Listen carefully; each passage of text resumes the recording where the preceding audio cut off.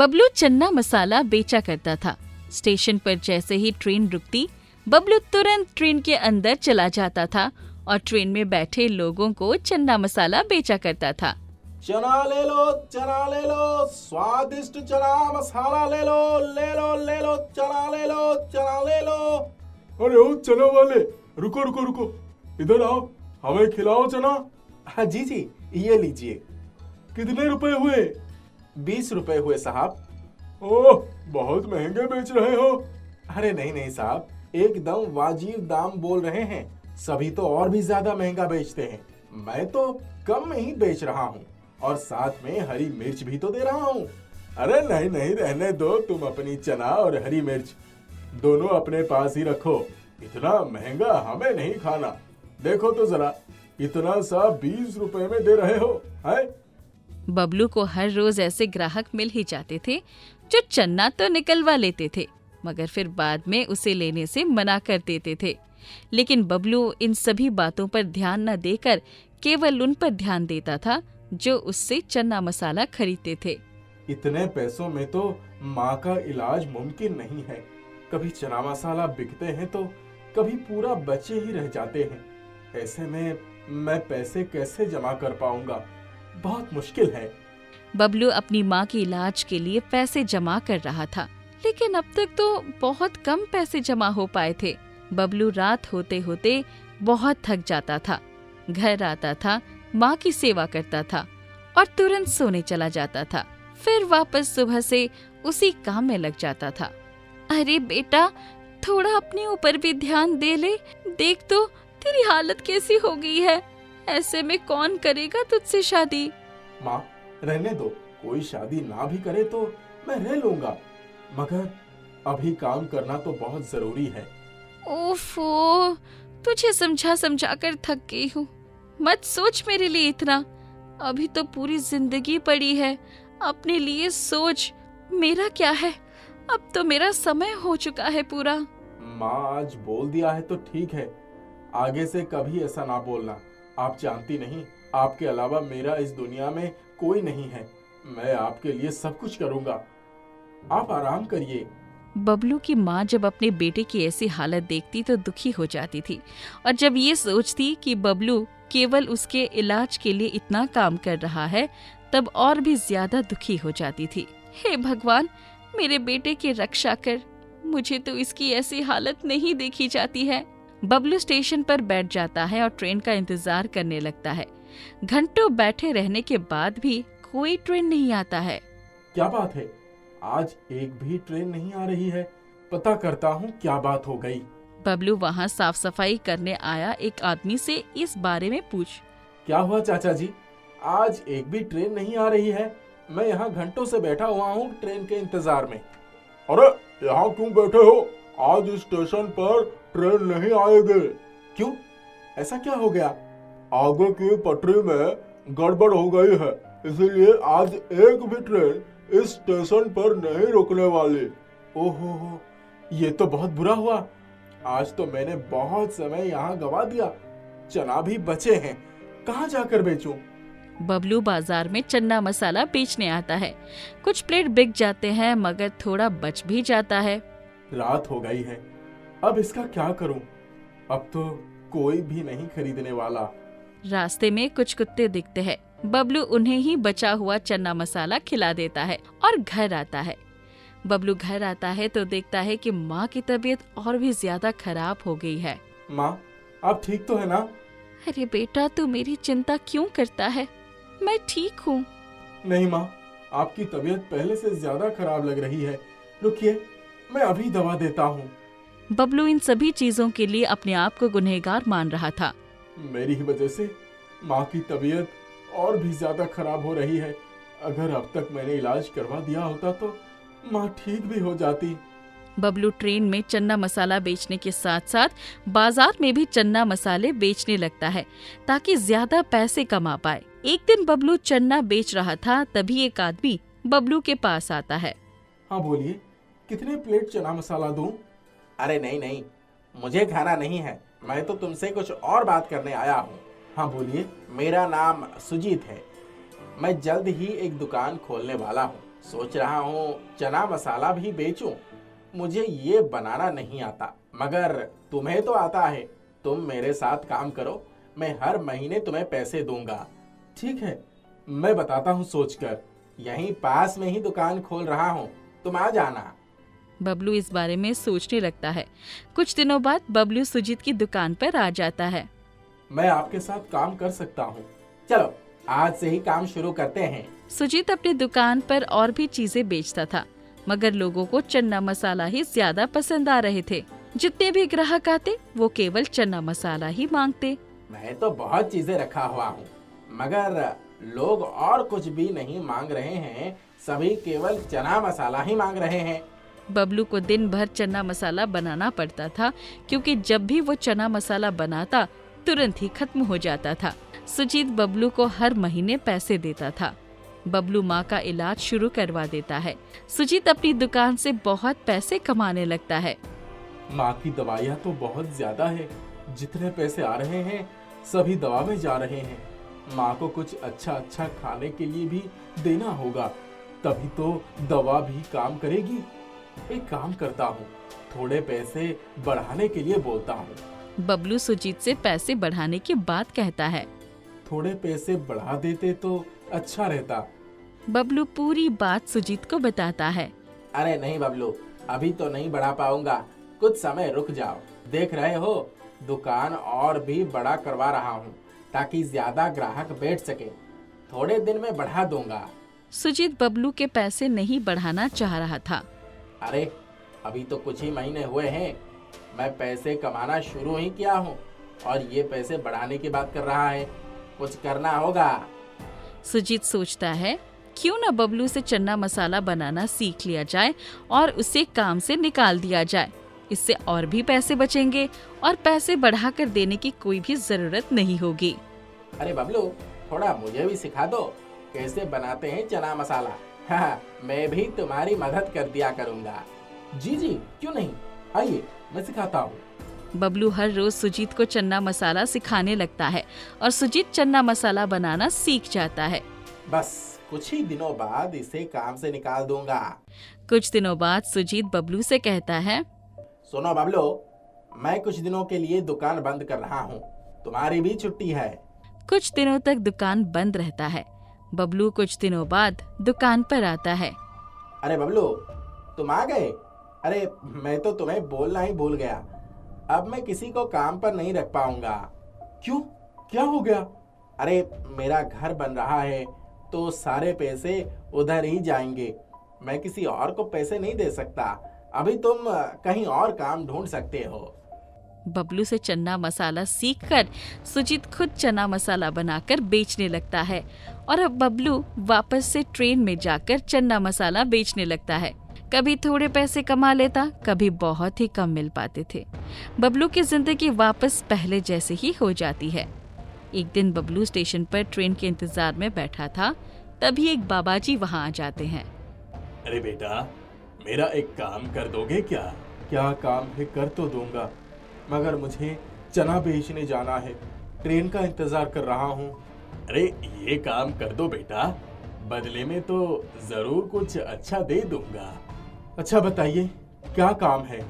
यहाँ से थोड़ी दूर एक जंगल है, वहीं एक गुफा होगी। उस गुफा के अंदर तुम कुछ खाने का सामान रखकर आ जाना और ये तुम 7 दिन तक करना। इससे क्या होगा और मैं क्या रखूंगा? यही चना मसाला रख देना, ये भी काफी है। बबलू 7 दिनों तक उस गुफे में चना मसाला रखकर आता है। 7 दिन तो हो गए, पता नहीं अब क्या करना है। देखता हूँ, अगर वो बाबा मिले तो उनसे पूछता हूँ। बबलू घर आया तो उसकी माँ बोली, अरे बबलू, एक आदमी आया था, तेरे लिए थैला देकर गया है। बबलू उस थैले को खोलता है तो देखता है वो थैला चन्ना से भरा था। अरे ये चने तो मैं गुफे में रखकर आता था, इसमें क्यों है? देखते ही देखते वो चन्ना सोने में बदल जाता है। हे भगवान, ये क्या हो गया? ये चने सोने में कैसे बदल गए?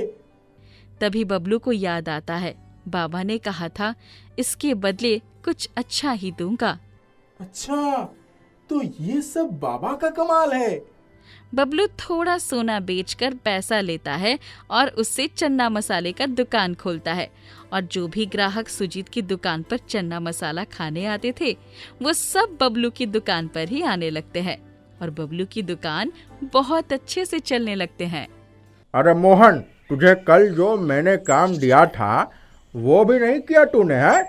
नहीं मालिक, मैंने तो कर दिया था।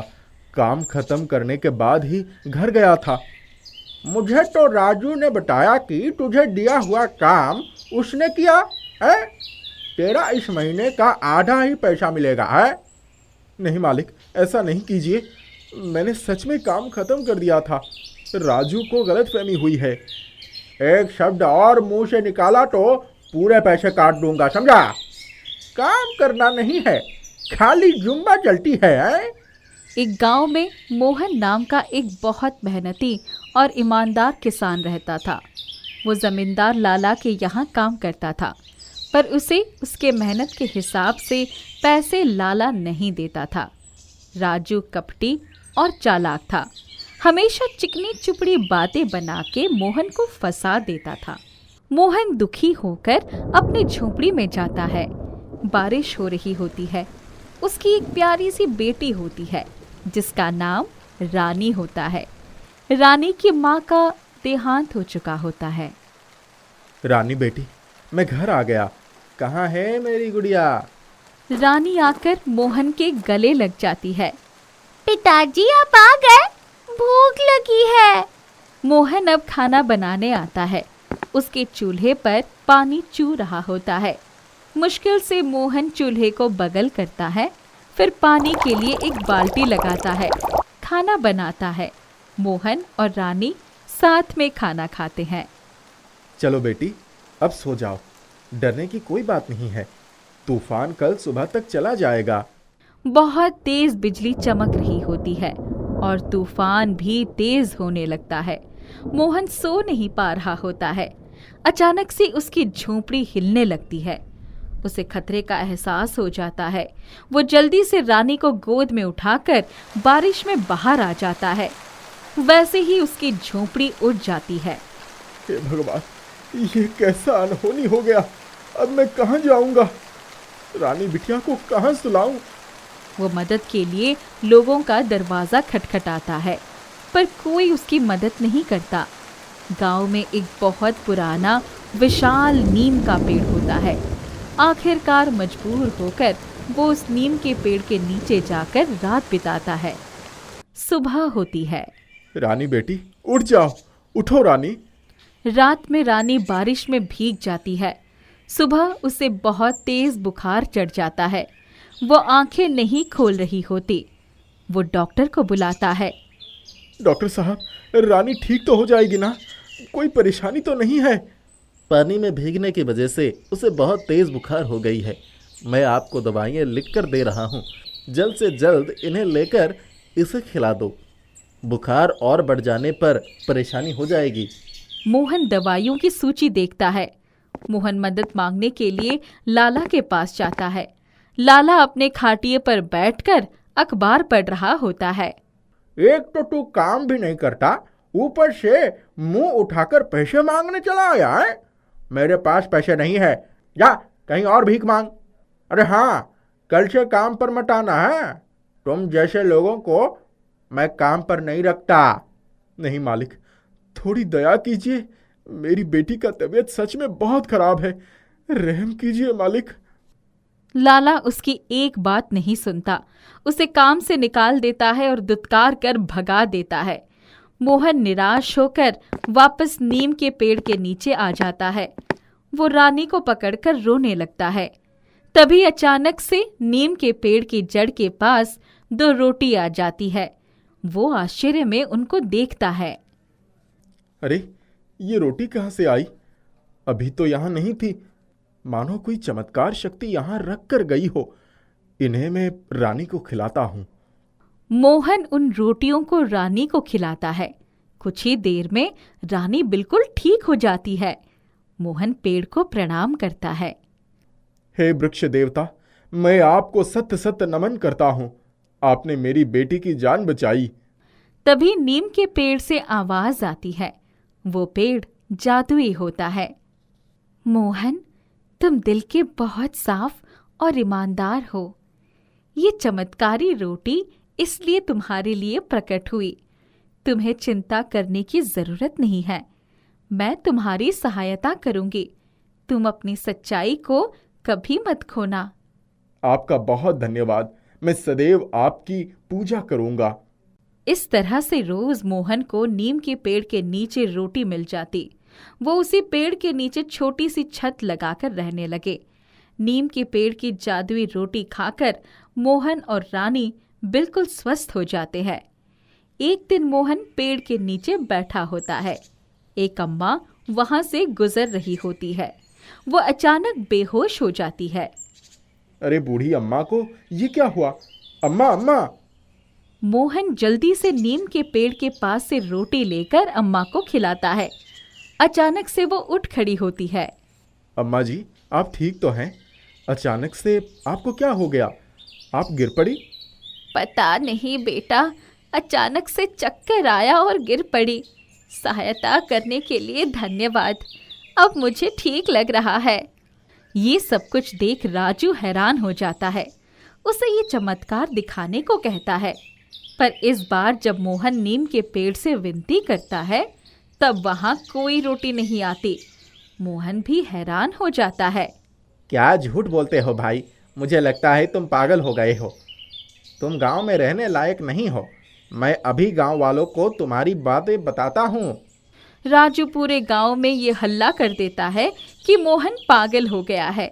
उसे गांव से बाहर कर दिया जाए। मोहन बहुत दुखी हो जाता है। गांव वाले उसे सुबह तक वहां से निकल जाने को कहते हैं। रात में मोहन नीम के पेड़ के नीचे बैठे कहता है। रानी उसकी गोद में सो रही होती है। मैं अब क्या करूं? कहाँ जाऊं रानी को लेकर? मेरी मदद करो। तभी उस नीम के पेड़ में एक दरवाजा खुलता है। मोहन आश्चर्य से उस दरवाजे से रानी को लेकर निकलता है। उस पार एक बहुत खूबसूरत गांव होता है। वहां भी एक नीम का पेड़ होता है। वहां सब भले होते हैं। मोहन और रानी वहां खुशी से रहने लगते हैं। रोज मोहन उस नीम के पेड़ के नीचे कुछ समय बिताता है। तुमने मेरी बहुत मदद की है। बहुत शुक्रिया। वो नीम का पेड़ से बातें कर ही रहा होता है कि उसे अपने गांव से राजू की आवाज सुनाई देती है। हे भगवान, ये पूरा गांव बर्बाद हो जाएगा। ये कैसा महामारी फैल गया है। लोगों की जान जा रही है। इसका कोई इलाज भी नहीं है। अब हमारा क्या होगा? लाला तक इससे नहीं बच पाए तो हम क्या हैं? मोहन ये सब सुनकर चिंतित हो जाता है। वो नीम के पेड़ से कहता है। मेरे गांव वाले बहुत तकलीफ में हैं। तुम मुझे उन्हें रोटी देकर मदद क्यों नहीं करते? तुम्हारे गांव में सभी कपटी स्वभाव के हैं। मैं बस ईमानदार और सच्चे दिल वाले लोगों की मदद करती हूँ। इसलिए उस दिन राजू के सामने भी मैंने चमत्कार नहीं दिखाया था। वो दिल का साफ नहीं है। पर वो मेरा मित्र है। लाला मेरे अन्नदाता हैं। वो लोग परेशानी में हैं। मैं उनकी मदद करना चाहता हूँ। तुम मुझे उनके लिए रोटियां दे दो। या तो तुम इस सुंदर और अच्छे गांव में रहो या फिर अपने गांव वालों के लिए रोटियां लेकर अपने उस गांव में वापस चले जाओ जहां तुम्हें कोई पसंद नहीं करता। तुम्हें एक रास्ता चुनना पड़ेगा। मैं अपने गांव वालों के लिए रोटियां चाहता हूँ, जिससे गांव में सब ठीक हो जाए। सोच लो मोहन, तुम ये अच्छी जिंदगी उन लोगों के लिए त्याग रहे हो जिन्होंने तुम्हारा बहिष्कार करके गांव से बाहर कर दिया था। मैं उनकी मदद करना चाहता हूँ। ठीक है। नीम का पेड़ मोहन और रानी को वापस पुराने गांव पहुंचा देता है और उन्हें गांव वालों के लिए वो चमत्कारी रोटी दे देता है। मोहन सभी को वो रोटी खिला देता है। सभी लोग गांव में स्वस्थ हो जाते हैं। इसके बाद मोहन की सभी इज्जत करने लगते हैं। मोहन उन्हें जादुई नीम के पेड़ के बारे में बताता है। फिर गांव वाले उस नीम के पेड़ की भी पूजा करने लगते हैं। राजू और लाला मोहन से अपने बुरे बर्ताव के लिए माफ़ी मांगते हैं और आगे से सच्चाई और अच्छाई के रास्ते पर चलने की कसम खाते हैं। हसनपुर नाम के गांव में यशपाल और उसका बेटा रोहन साथ रहते थे। रोहन की माँ की मृत्यु बहुत साल पहले ही हो गई थी। रोहन का बचपन का दोस्त विकी भी रोहन के साथ एक ही कंपनी में काम करते थे। एक दिन यशपाल रोहन से कहता है, बेटा रोहन, अब तेरी उम्र शादी की हो चुकी है, क्यों ना कोई लड़की देखकर तुम्हारी शादी तय कर दी जाए, या तुम्हें कोई लड़की पसंद हो तो मुझे बता दो, मैं उसी से तुम्हारी शादी करवा दूंगा। जी पापा, मुझे एक लड़की पसंद है और उसका नाम सिमरन है। पापा, वो मेरे ही ऑफिस में काम करती है और हम दोनों एक दूसरे से बहुत प्यार करते हैं। मैं ये बात आपको बताने ही वाला था और आज आपने खुद ही पूछ लिया। यशपाल रोहन की बात सुनकर खुश हो जाते हैं और वो सिमरन और रोहन की शादी भी तय कर देते हैं। रोहन का दोस्त विकी बहुत तेज लड़का था। वो भी सिमरन को बहुत पसंद करता था, इसलिए वो सिमरन की शादी रोहन से नहीं होने देना चाहता था। पर विकी के पास ऐसा कोई ऑप्शन नहीं था जो रोहन और सिमरन की शादी को रोक सके। इसलिए विकी रोहन और सिमरन की शादी रोक नहीं पाता है और मन ही मन में जलते हुए उनकी शादी में भी शामिल हो जाता है। शादी के कुछ दिनों बाद विकी रोहन के पिता ये बात नहीं सुनी। मैं एक पल भी तुम्हें इस घर में बर्दाश्त नहीं कर सकता हूँ। तुम मेरे बेटे की हत्यारन हो। निकल जाओ अभी के अभी इस घर से अपने बेटे को लेके। मैं एक पल भी अब तुम्हें नहीं देखना चाहता। सिमरन कुछ बोल पाती उससे पहले ही यशपाल ने उसे घर से धक्के देकर निकाल दिया।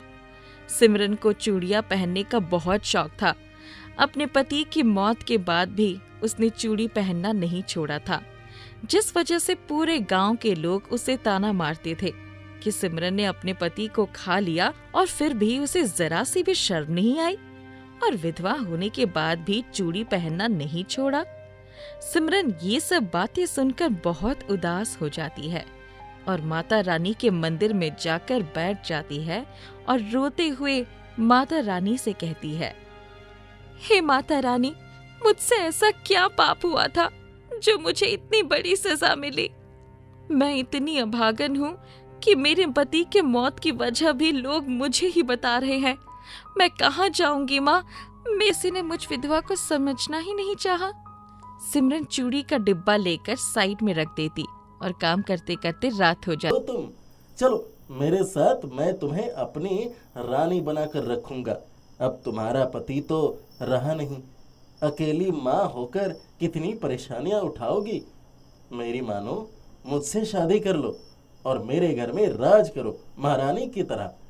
तुम्हें तो पता है मैं तुमसे कितनी मोहब्बत करता हूँ मेरी जान। तुम्हें शर्म नहीं आती अपने भाई जैसे दोस्त की पत्नी से ऐसे बात करते हुए? निकल जाओ मेरी दुकान से, वरना थप्पड़ मार के यहाँ से निकालूंगी। विक्की सिमरन का जैसे ही हाथ पकड़ता है वैसे ही वो जादुई चूड़ी केक असली चूड़ी बनकर विक्की के हाथों में चुभ जाता है और विक्की का हाथ बुरी तरह से जख्म हो जाता है। विक्की जैसे तैसे अपनी जान बचाकर सिमरन की दुकान से भाग जाता है, पर वहां से भागने के बाद विक्की मन में प्लान बनाता है।